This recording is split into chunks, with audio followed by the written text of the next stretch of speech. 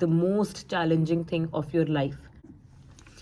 Hello everybody and welcome to my channel. आप लोगों की बहुत सारी फरमाइश आ रही है पीएचडी के बारे में वीडियो बनाएं। मैंने देखा है रिसेंट कुछ महीनों में बहुत ज़्यादा लोगों का जो रुझान है वो पीएचडी की तरफ हो गया है। इसकी एक बड़ी वजह ये भी हो सकती है कि क्योंकि अब डिपेंडेंट्स जो हैं वो साथ में आप सिर्फ पीएचडी के वीज़े पर ही साथ ला सकते हो अपने डिपेंडेंट्स को, तो ये भी एक बहुत बड़ा फैक्टर है कि मैंने नोट किया है कि बहुत ज़्यादा लोगों का इंटरेस्ट हो गया है अब पीएचडी में, और वो चाहते हैं कि हमें पीएचडी करनी है। तो देखें, ये वीडियो बनाने से पहले मैं एक बात यहाँ पर आप लोगों को ये क्लियर कर देना चाहती हूँ कि पीएचडी आप सिर्फ उसी सूरत में करने का माइंड बनाएं अगर आप एकेडमिकली एक्सेप्शनल हैं और आप दिल से पीएचडी करना चाहते हैं। यानी कि आपने अपनी शुरू से जब पढ़ाई आप कर रहे थे तभी से आपका एक माइंड था पीएचडी करने का, और आप इतने केपेबल भी हैं कि आप कर सकें, क्योंकि पीएचडी हर बंदा नहीं कर सकता। ये ऐसी बात नहीं है कि क्योंकि मैं कर रही हूँ तो मैं कहूँ कि और कोई नहीं कर सकता, ऐसी बात नहीं है। अपने पर्सनल तजर्बे से और आसपास यहाँ पर जो लोग मेरे साथ काम करते हैं, मेरे कोलीग्स हैं, उनको देखते हुए मैं आपको ये बात आपसे ऑनेस्टली करना चाहती हूँ कि सिर्फ इसलिए कि आपको 5 साल का वीज़ा लग जाएगा या आप अपनी फैमिली को साथ ला सकते हो या फुली फंडेड है तो पैसे आपको मिलेंगे उल्टा हर महीने पढ़ाई करने के, ये रीजंस इनफ नहीं है, क्योंकि पढ़ना आपको पड़ेगा। ठीक है, ये मास्टर्स लेवल की डिग्री नहीं है या बैचलर्स लेवल की डिग्री नहीं है कि जहाँ पर आप आ गए वीज़ा लेकर और उसके बाद आपने पढ़ाई की नहीं की, क्लासें अटेंड की या नहीं की और आपका काम चलता रहा। ऐसा नहीं होगा।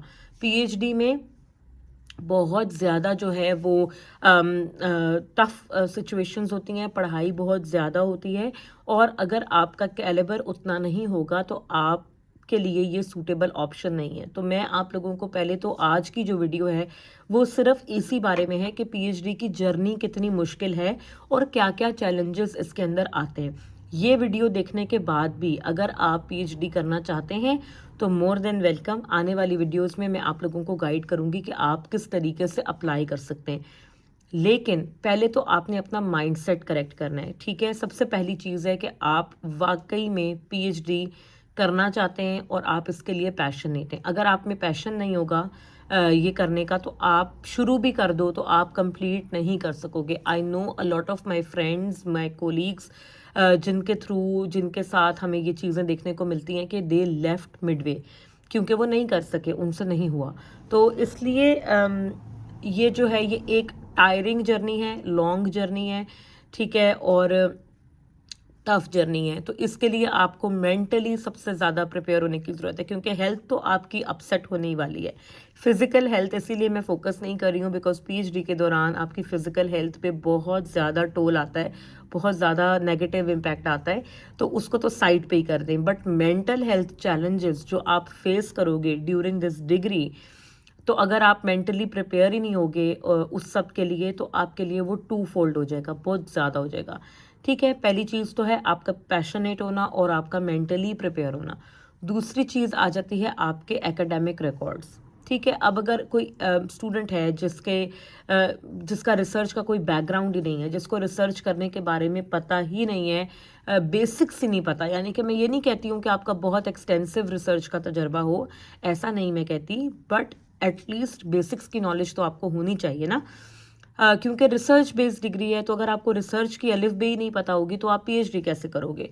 तो ये भी बहुत ज़रूरी है कि आपको रिसर्च की नॉलेज होनी चाहिए। लिटरेचर रिव्यू कैसे करते हैं, रेफरेंसेस स्टोर कैसे करने हैं, रेफरेंसेस कलेक्ट कैसे करने हैं, पेपर्स को रीड कैसे करना है, आपकी रीडिंग की स्पीड होनी चाहिए।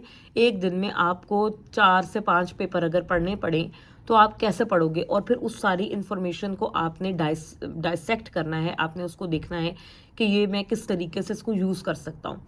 तो ये सारे स्किल्स जो हैं, जो रिसर्च बेस्ड स्किल्स होते हैं, स्किल सेट, ये होना बहुत ज़्यादा इसेंशियल है। इसके बगैर तो आपका पीएचडी पॉसिबल ही नहीं है। ठीक है कि विद टाइम आपके स्किल्स पॉलिश होते हैं, आपके पास एक स्किल बेसिक सा होता है, फिर वो ड्यूरिंग दीज 4 ईयर्स बहुत ज़्यादा पॉलिश हो जाता है। आपकी रीडिंग कैपेसिटी, आपकी इंटेलेक्चुअल कैपेसिटी, आपकी अंडरस्टैंडिंग ऑफ कॉन्सेप्ट्स बहुत बेहतर हो जाती है। बट एक बेसिक स्टार्टिंग लेवल के स्किल्स आपके पास होने चाहिए, ठीक है।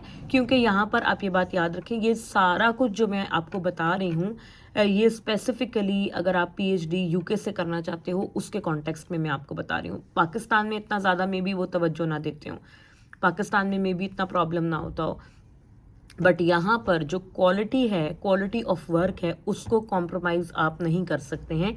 और आपसे एक्सपेक्ट किया जाता है कि आप पीएचडी लेवल पे आ रहे हो तो आपको हर बेसिक चीज़ का पता है, ठीक है ना।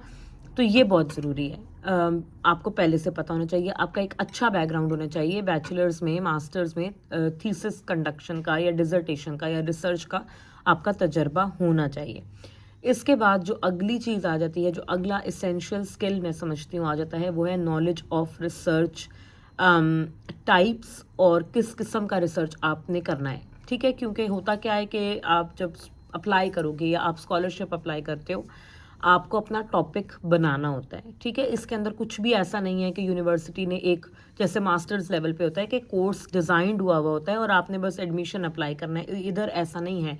पीएचडी में आपने अपना टॉपिक जो अगले 4 साल के लिए, बल्कि आपके पूरे करियर के ऊपर जिसका इम्पैक्ट होने वाला है, वो आपने खुद डिज़ाइन करना होता है, ठीक है। तो आपको इतनी सेंस होनी चाहिए कि आजकल कौन से टॉपिक्स इन हैं, कौन से टॉपिक्स पे बात करनी ज़रूरी है, कौन से टॉपिक्स जो हैं वो इकोनॉमिकली, सोशली, फाइनेंशियली आजकल जिनकी नीड है, ठीक है। इस हिसाब से आपको थोड़ा सा स्टडी करना, थोड़ा सा देखना आना चाहिए। क्योंकि होता क्या है कि जब स्टूडेंटशिप भी अगर आप अप्लाई करते हो, यानी कि स्कॉलरशिप जिसको बोलते हैं, तो एक वाइड एरिया वो आपको प्रोवाइड कर देते हैं, ठीक है। जैसे सस्टेनेबिलिटी और लीडरशिप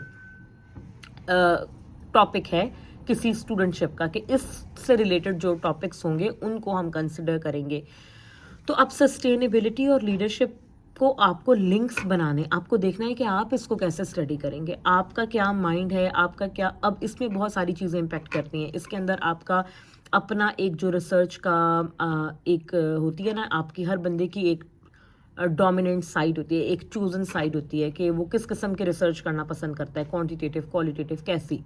तो एक तो उस वो आ जाती है। फिर उसके साथ आपको फ्रेम बनाना आना चाहिए कि किस तरीके से आप अपने रिसर्च को डिज़ाइन करोगे, टॉपिक क्या चूज़ करोगे, उसकी रेलेवेंस कितनी है, ये सब चीज़ों का आपको नॉलेज होना चाहिए। बिकॉज ये तो पहला स्टेप है एडमिशन अप्लाई करने का, आपका प्रपोजल। तो प्रपोजल डिज़ाइन करते वक्त आपको टॉपिक सिलेक्शन ही असल चीज़ है, वो आपका यही देखते हैं कि आप किस किस्म का टॉपिक चूज़ कर रहे हो, उसकी कोई वर्थ भी है, उसका कोई लॉजिक भी है।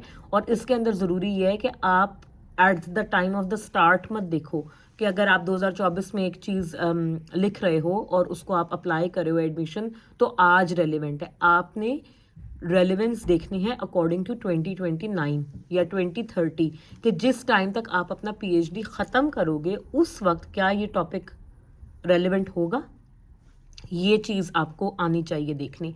तो ये कुछ एसेंशियल बेसिक स्किल्स हैं जो कि बाद में अगर आप पहले से इन चीज़ों को नहीं अंडरस्टैंड करोगे तो बाद में ये छोटी छोटी चीज़ें आपके लिए बहुत ज़्यादा प्रॉब्लमेटिक बन जाएंगी और आप अपना पीएचडी क्लियर नहीं कर पाओगे, ठीक है। तो ये सारे जो स्किल्स हैं ये आपको आने चाहिए। उसके बाद आप इस बात को मद्देनज़र रखें कि जब आप पीएचडी शुरू करेंगे तो आपकी मेंटल हेल्थ बहुत ज़्यादा सफ़र करती है। ऐसा कोई एक पीएचडी कैंडिडेट मैंने नहीं देखा अपने 3 साल, मुझे मेरा तीसरा साल है पीएचडी का, I have never seen a single candidate जिसके मेंटल हेल्थ के इश्यूज ना हो, ठीक है। किसी के ज़्यादा होंगे, किसी के कम होंगे, बट आपकी मेंटल हेल्थ बहुत बुरे तरीके से सफ़र करती है और कोई इसके बारे में बात नहीं करता। बिकॉज हमारी कंट्रीज़ में तो ख़ास तौर पे पाकिस्तान, इंडिया में तो बहुत ही टैबू सब्जेक्ट समझा जाता है इसको, कि मेंटल हेल्थ क्या होती है, मतलब या तो आप पागल हैं या तो आप ठीक हैं। तो ऐसा नहीं है, बहुत सारे मेंटल हेल्थ के इश्यूज आपको हो जाते हैं। सबसे पहला तो जो आप किसी भी पीएचडी से रिलेटेड बंदे की अगर आप वीडियो देखोगे वो होता है इम्पोस्टर सिंड्रोम। मुझे भी हुआ था, आई फेल्ट इट, क्योंकि जब आप पीएचडी शुरू करते हो and when I started it तो बहुत ज़्यादा कोविड उस वक्त हल्का हल्का ईज होना शुरू हुआ था, बट स्टिल उस वक्त रिस्ट्रिक्शंस इम्पोज थी and I never met a single person for 1.5 years. पहला 1.5 साल मैंने किसी एक बंदे की शक्ल तक नहीं देखी अपने कैंपस में। मेरे कोई फ्रेंड्स नहीं बने थे, कोई मेरी इंटरेक्शन नहीं थी और मैं हमेशा से पब्लिक स्पीकिंग में और लोगों से घुलने मिलने में बहुत कॉन्फिडेंट रही हूँ हमेशा से। But I started to feel nervous कि अगर मुझे 2 लोगों में जाके बात करनी है तो मुझे पैनिक अटैक होना शुरू हो जाता था कि मैं कैसे जाके इनसे बात करूँगी, बिकॉज आप इतना ज़्यादा अकेलापन फील करते हो शुरू शुरू में कि आपको समझ ही नहीं आती कि आप कहाँ आ गए हो और ये क्या हो रहा है। तो एक तो होता है इम्पोस्टर सिंड्रोम कि आप अपने आप को फिट फील नहीं करते कि मैं इस चीज़ के लिए नहीं बना, ये चीज़ मेरे से नहीं होगी। फिर और मेंटल हेल्थ के आपके इश्यूज हैं, आपकी एंजाइटी इंक्रीज हो जाती है, आपको स्ट्रेस तो आपको हर वक्त रहता है। कभी डेडलाइंस का स्ट्रेस, कभी टॉपिक नहीं सही से फ्रेम हो रहा उसका स्ट्रेस, कभी आपके वेरिएबल्स नहीं फाइनल हो रहे, कभी आपका कुछ मसला चल रहा है, कभी कुछ मसला चल रहा है। तो स्ट्रेस तो एक कॉन्स्टेंट एलिमेंट बन जाता है लाइफ का। उसके बाद और इश्यूज हैं जैसे कि आप सेल्फ डाउट आपका इतना ज़्यादा बढ़ जाता है ड्यूरिंग पीएचडी। मैं समझती हूँ कि मैं कभी भी इतनी डाउटफुल नहीं होती थी अपने डिसीजंस को लेके, चाहे सही या गलत। अब मैं इतना ज़्यादा ओवर थिंक करना शुरू हो गई हूँ एंड आई यूज टू आप हर चीज़ को ना 10 दफ़ा सोचना शुरू कर देते हो कि ये करें ना करें, क्या होगा कैसे होगा। तो वो क्रिटिकल जो एक थिंकिंग होती है ना, वो आपकी बेसिक लाइफ को भी इफ़ेक्ट करती है। और फिर आपका रूटीन कोई नहीं रहता। स्पेशली अगर आप लड़कियां मेरी बात जो सुन रही हैं, जो कि मैरिड हैं विद बेबीज़ हैं and they are trying to do PhD, आप ये बात अपने जहन में रखें कि it is going to be the most challenging thing of your life. ठीक है, बच्चों के साथ पीएचडी करना इससे ज़्यादा चैलेंजिंग आई डोंट थिंक कि कुछ हो सकता है इन योर लाइफ। आपकी कोई हेल्थ नहीं रहती है, आपकी कोई रूटीन नहीं रहती है, आप का सोने जागने का कोई टाइम नहीं रहता। ठीक है, तो इसकी वजह से आपका सारा जो एक हेल्थ है ना, उसको तो आप साइड पे रख दो, उसका तो बेड़ा गर्क हो जाता है, मेंटल और फिजिकल दोनों। तो इसको आपने जहन में रखना है। ठीक है, इसको आपने ये नहीं सोचना कि मैं केपेबल नहीं हूँ, मैं कर नहीं सकता हूँ। These are all mental health hurdles. और यहाँ पर बहुत ज़्यादा सपोर्ट प्रोवाइड की जाती है। यूनिवर्सिटीज़ के अंदर भी वेलबिंग सेंटर्स होते हैं, आप उनसे सेशंस बुक कर सकते हो, उनसे आप बातचीत कर सकते हो। जिम्स होते हैं, आप जिम ज्वाइन कर सकते हो। तो इस तरीके से आपको काम करना पड़ेगा। बट अगेन मसला वही है कि टाइम अपने लिए निकालना सबसे मुश्किल है। ठीक है, अपने लिए टाइम निकलता ही नहीं है। ऑफिस, पढ़ाई, घर, बच्चा, ये सब करते करते आपकी अपने लिए तो कोई वक्त होता ही नहीं है। तो लेकिन ये कि आप को ज़बरदस्ती ही सही अपने लिए थोड़ा टाइम निकालें, अपने ऊपर फोकस करें, तो आप अच्छा फील करेंगे। ये सारी चीज़ें जो हैं, मैंने सोचा कि क्योंकि लोग इतना ज़्यादा इंटरेस्ट ले रहे हैं पीएचडी में, तो पहले उनको थोड़ा सा मैं ये बता दूं कि देखें, ये कोई फ़न जर्नी नहीं है। It's not a fun journey. जैसे आपका बैचलर्स होता है, मास्टर्स होता है, आप इंजॉय करते हो। There is no enjoyment in PhD. For 4 years of your life आपकी बाकी की सारी ज़िंदगी होल्ड पे लग जाती है, क्योंकि आपका पूरा फोकस, और ऐसा आई थिंक होना चाहिए, ताकि आप अपना फोकस अपनी पढ़ाई को दे सको, अपनी स्टडी को दे सको, and then you can do whatever you like. Otherwise तो आप मैनेज नहीं कर पाओगे। तो अगर ये सब चीज़ें, और अभी ये मैंने आपको सिर्फ टिप ऑफ द आइसबर्ग बताया है, अभी मैंने सारे मसले और सारी चीज़ों को फोकस नहीं किया। सिर्फ जो मेजर चीज़ें थी कि आपकी नॉलेज होनी चाहिए, आपकी पढ़ाई होनी चाहिए, आपकी डिग्रीज की वर्थ इतनी होनी चाहिए कि आप एक अच्छा पीएचडी कर सको, और नॉलेज बेस्ड है सारा कुछ। तो अगर आपके पास इतना नॉलेज है और आप पीएचडी वाकई जेन्युइनली बाय हार्ट करना चाहते हो, then you must do it. But अगर आप सिर्फ फाइनेंशियल गेन्स के लिए, या सिर्फ यूके आने के लिए, या अपनी फैमिली को यूके लाने के लिए, इन मकासद के लिए अगर आप पीएचडी को सोच रहे हो, तो मैं आपको रिकमेंड नहीं करूँगी। PhD is not for you. तो आप लोग इस वीडियो को ज़रा देखें, थोड़ा सा अपना माइंड क्लियर करें, एंड देन अगेन इसके बाद मैं आपको बताऊंगी कि पीएचडी आपने अप्लाई कैसे करना है। बिकॉज पहली चीज़ जो ज़रूरी है वो है आपको रियलिटी बताना, आपको असल चीज़ बताना और प्रिपेयर करना।